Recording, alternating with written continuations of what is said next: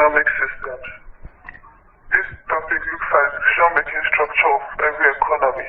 That is, those are in charge of what to produce, how to produce, for whom to produce, and method of production. Every country can either decide to adopt either the capitalism, socialism, or mixed economic system. So these are the three major economic systems that are practiced by different countries: the capitalism, the socialism, or the mixed economic system. A country will decide to choose the system that is best suited for it or for its economy. Now let's look at the capitalism. The capitalism is a system where private individuals are the major decision makers in the country.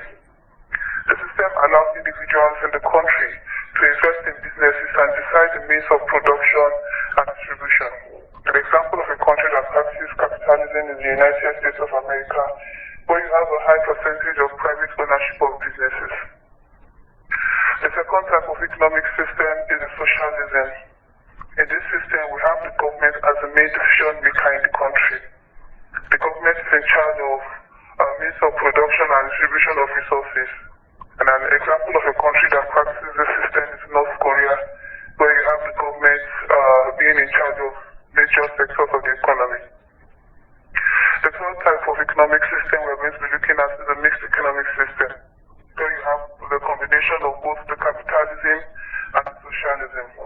This system combines both the features of having government participation and private individuals, all of them both involved in running the economy.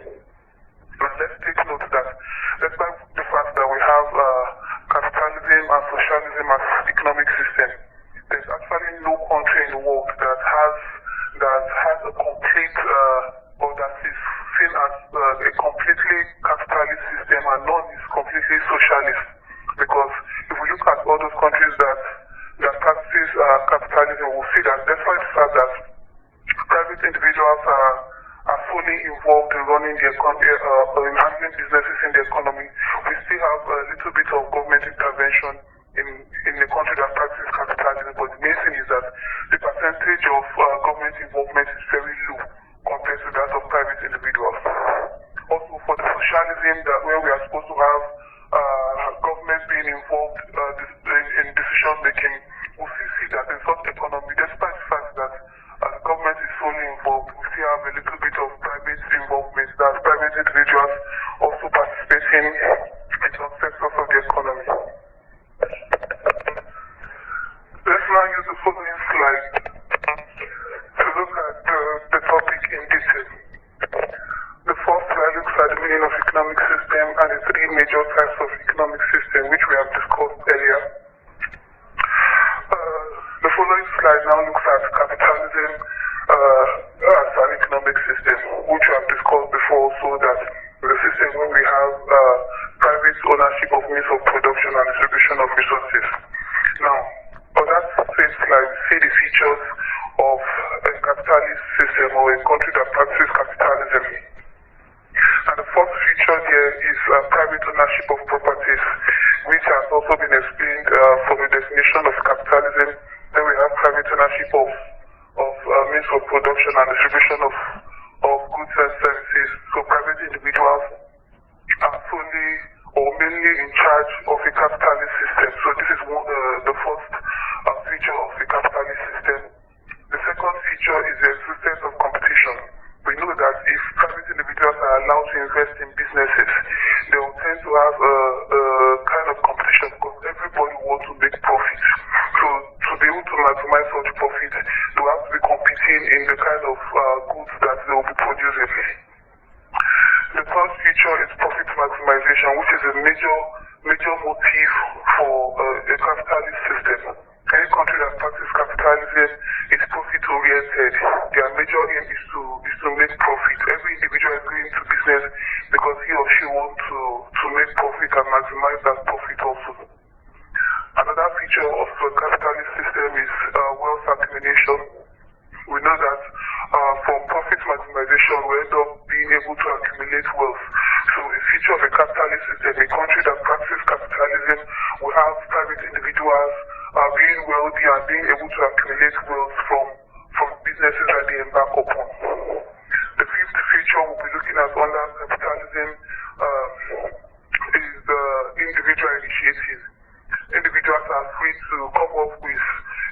ideas and new ways that they can actually improve production processes. So under capitalism, individual initiative is highly encouraged. Now let's move on to the next slide where we have the advantages and disadvantages of capitalism. First, let's look at the advantages of capitalism. The first advantage of capitalism is freedom of enterprise. In a capitalist system, individuals are free to start up whatever business of their choice so long as they have the money to invest in such businesses. So that's the first advantage. The second advantage is that it leads to specialization. Where we discuss the meaning of specialization, we're discussing division of labor and specialization, where we have individuals specializing or focusing in that area of work where they have a better advantage on.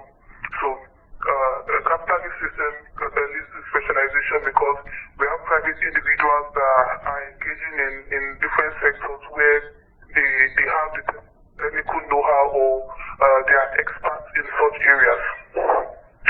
The third advantage is competition. It encourages competition among individuals. So everyone wants to make profit, so there will be competition. Also, another advantage is it encourages hard work due to the fact that it's a private-oriented sector. We have everyone putting in their best to come out the top. The last advantage we'll be looking at is economic development. Every country that practices capitalism tends to have a high level of economic development because it tends to develop faster. This is the fact that individuals want to put in their best to have a higher yield from their investment. There are other advantages that we can actually go through, which are in our textbooks, but let's quickly look at the disadvantages of capitalism. The first disadvantage we'll be looking at is monopoly.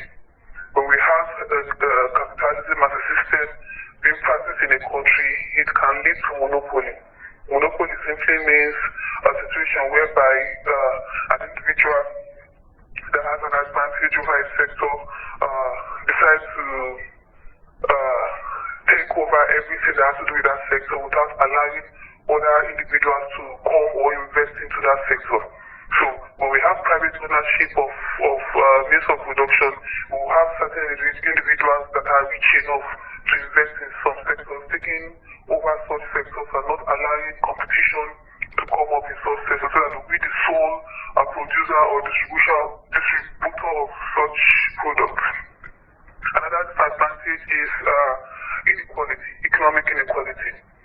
The capitalist system tends to have a high level of inequality because we have only the rich people who have the means of investing being in charge of a major sector of the economy. Now, the poor people that do not really have that means of investment are neglected, so there's a high rate of economic inequality. So the rich are getting richer while the poor are getting poorer. Another disadvantage is we have the enrichment of few individuals, which is similar to what was just explained under economic inequality. Just few people that have the means are getting rich while others are just left to their face. The fourth disadvantage is exploitation.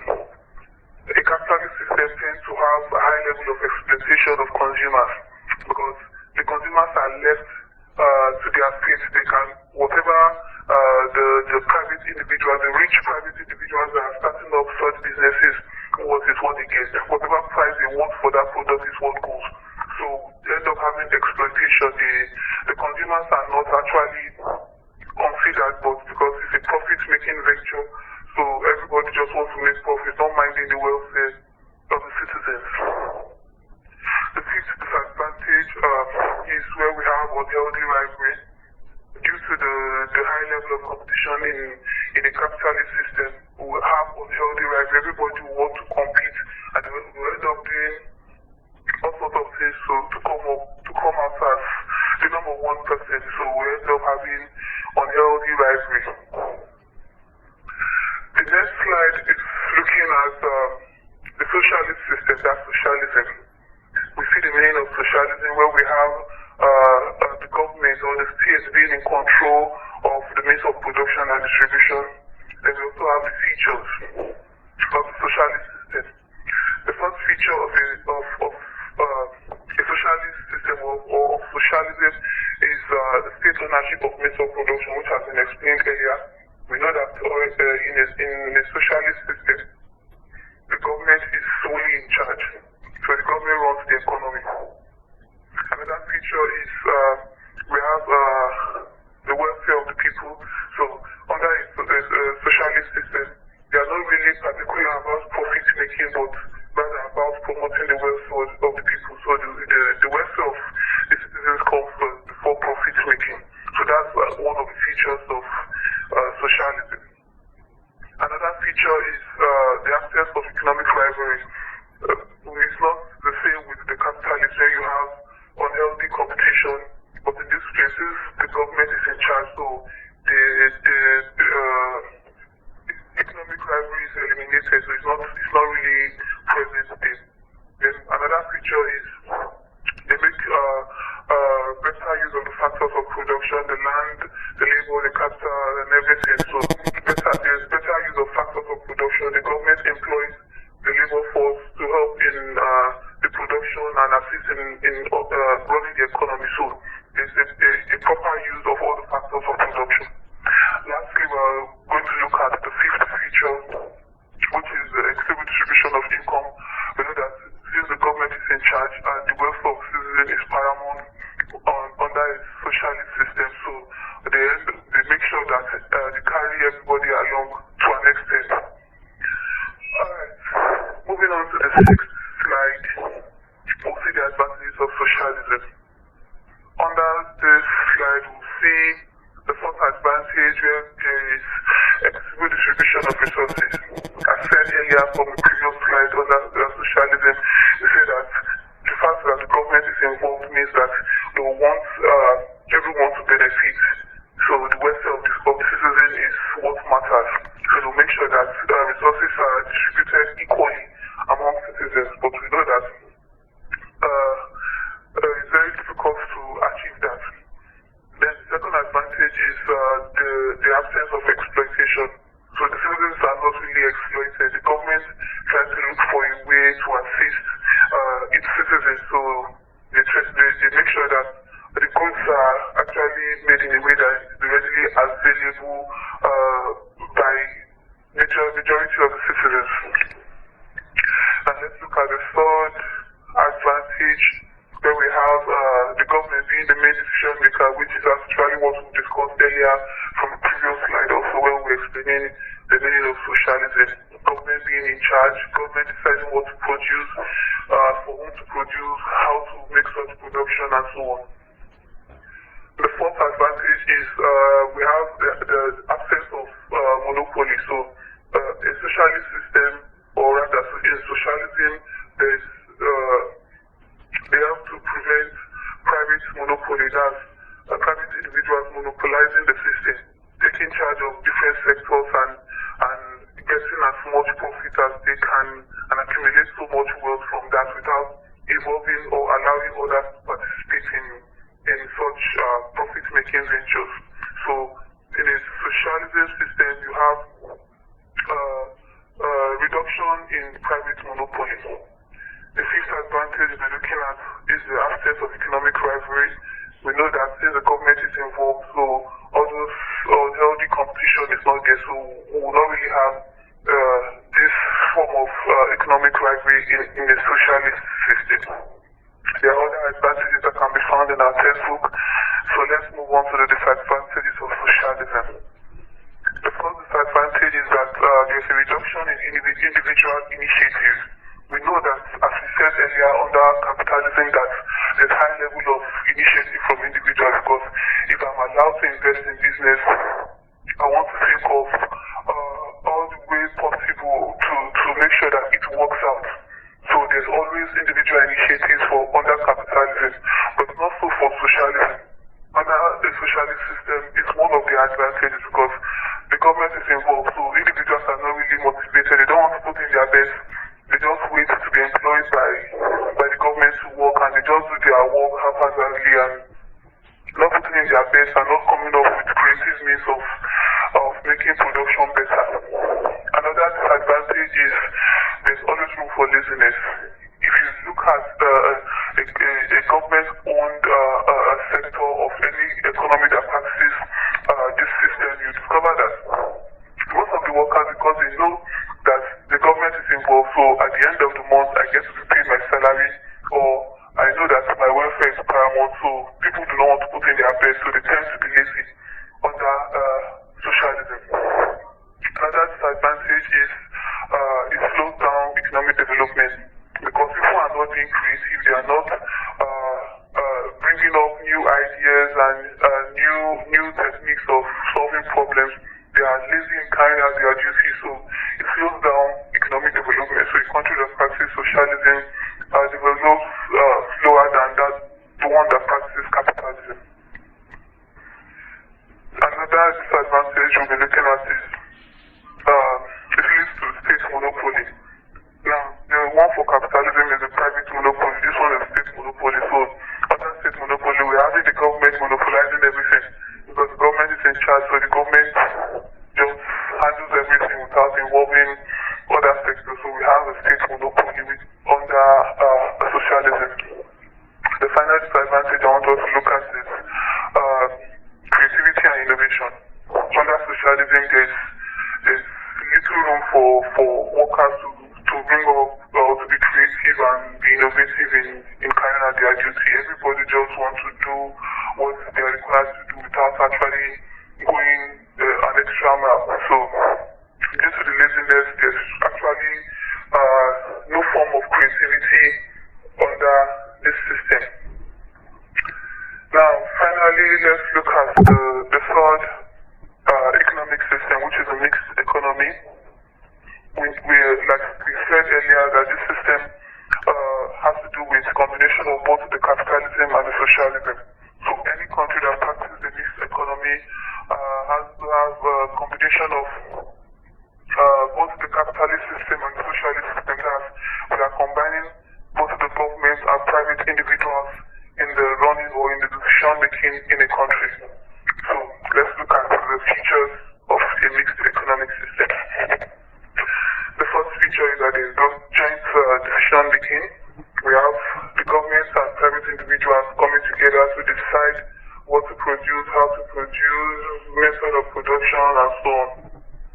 We also have a freedom of choice of the consumer. So in a mixed economic system, the consumer can choose, they can decide to get their resources from what the government is producing or from private individuals, so they are free to make their choice.